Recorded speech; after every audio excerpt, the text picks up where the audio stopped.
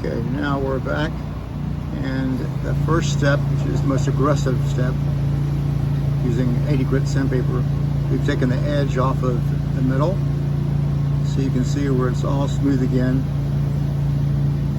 and which has a little blending area right here in between the new repair and the old. What's been repaired, what's original, and we've carried that around and done that area and proceeded to do the very bottom of the wheel as well.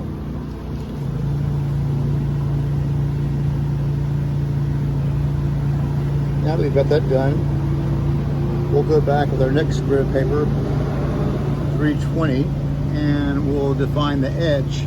That's right here, that little bevel edge around the wheel, and have it mirror what was original in order for it to look consistent. That will be next.